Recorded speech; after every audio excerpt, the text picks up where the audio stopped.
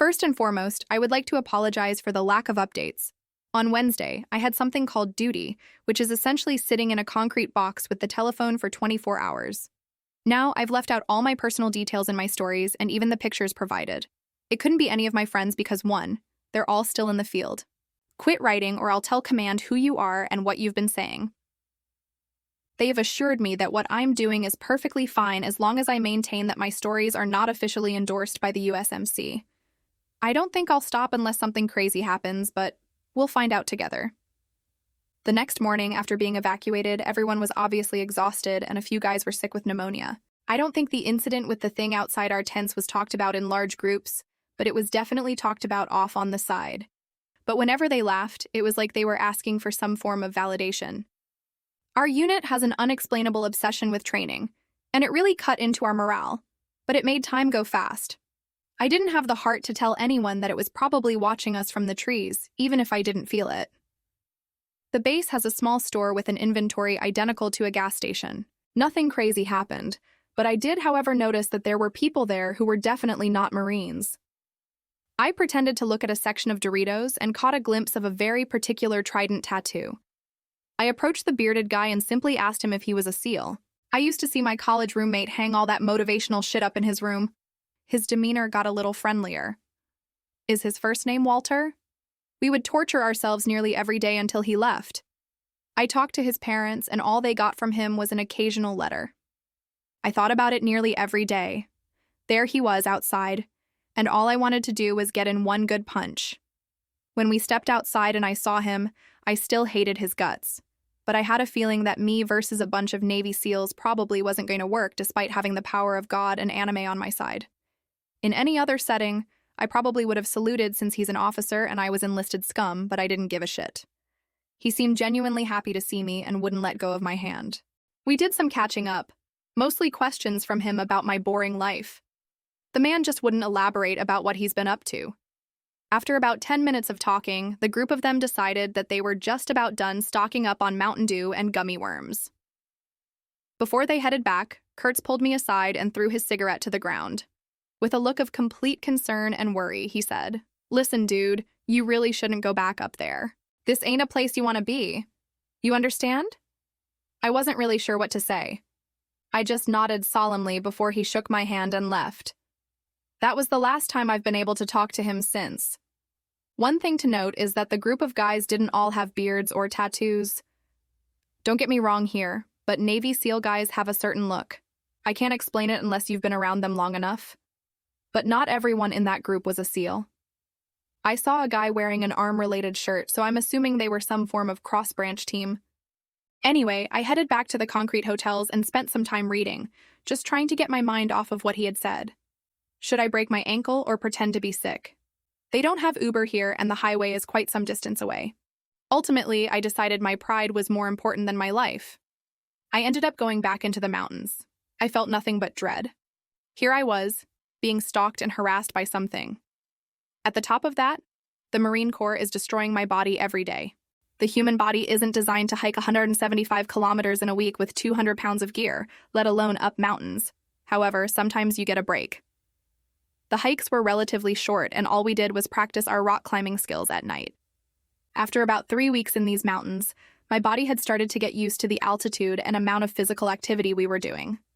I was counting down the days in my head every few minutes, making quick calculations and crunching the numbers on each activity, and how much closer I am to safety. I had a pretty decent amount of anxiety and dread this time, but I rationalized that it was just my mind I didn't notice until the 3rd day when we peaked one of the larger mountains that we were headed for the Devil's Incline. It had to be a mistake because the compasses were acting so weird, right? I talked to a few of the higher-ups, and sure enough, that was our final destination, because the CO thought it would be a challenge. Great, they're leading us straight to our deaths. I couldn't sleep for more than 10 minutes because I swear I could feel it watching me. Not wanting to go crazy, I confided with my squad leader and all he said was, "Yeah, I felt it. Don't want to talk about it." Our job was to assault to the peak of Devil's Incline. The vast majority of it would be climbed using carabiners and rope and traditional techniques. The final 500 meters is mostly gravel and can be traversed on foot. We would be provided overwatch by special forces operating in the area, nothing new. The military is imaginative. If we see them, ignore them. We begin the assault at sunset and get to the middle of the mountain around midnight. Everything is going smooth. We're climbing the cliffs slowly and methodically.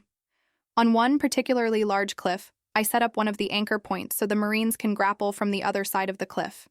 I turn around and head for the next cliff. Before I start to climb, someone angrily asks me why the hell I cut the line and that I could have got someone killed. I respond that I didn't cut the line and head back to see what the hell happened. The rope was sliced perfectly, like surgically almost. If you've ever cut climbing rope before, you know that it's almost impossible to get such a clean cut. You'll always have a tiny bit fraying, even with the sharpest of knives. The rope has no fraying at all. I'm assuming that it was the same thing that's been harassing us all month, trying to do its best to kill us. Fortunately, there weren't many cliffs after that. The 500-meter slope of gravel turned out to be way too steep to hike straight up. Also, out of nowhere, a blizzard decided to make our lives hell. To this day, I've never seen such terrible weather. We're talking 70 Miaturus winds, whiteout conditions, everything. It was insane. On the way up, I swore I was going to freeze to death. The slope seemed like it would never end. After about 3 hours, someone mentioned that multiple Marines were missing.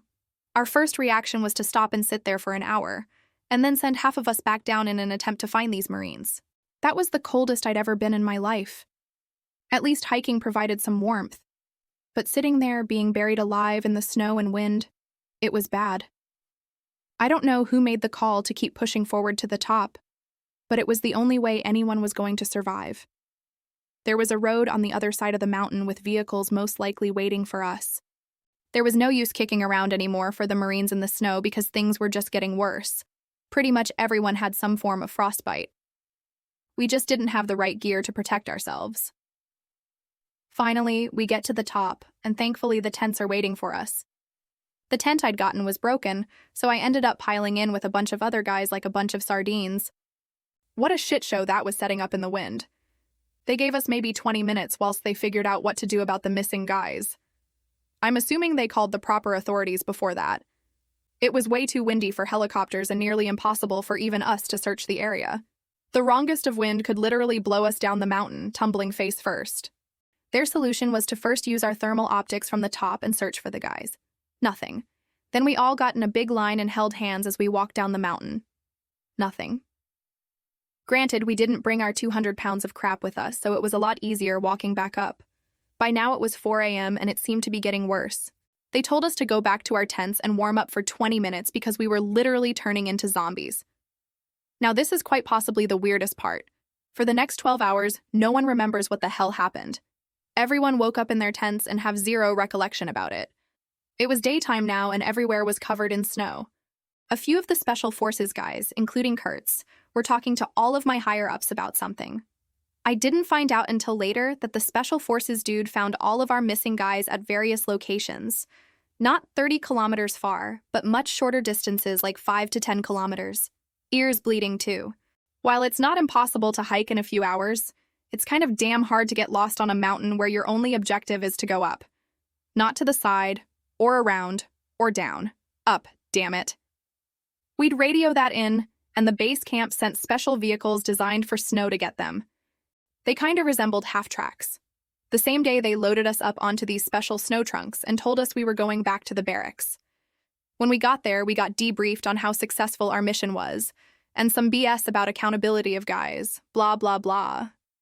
In any other situation, they would have lost their jobs if they lost Marines. Just none in Bridgeport, I guess. We packed up our bags that night and got woken up around 3 a.m. to get on a bus back to the desert. I was extremely relieved to be back. No one ever really talked about our time there again. The guys who disappeared always came back from the hospital saying they don't remember anything, or that they don't want to talk about it. Never go to Bridgeport, folks. What you're seeing now is a picture of me sitting on a rock at the base of the Devil's Incline. To this day, I have no idea what the hell the distortion is. I honestly couldn't have done that if I tried. Could this be why the NCIS guy asked if I'd taken any pictures? Oh, by the way, I obviously blurred my face, serial numbers, and names. I'm talking about the bottom half. There are also some creepy old buildings on the way there. I wonder why they were abandoned.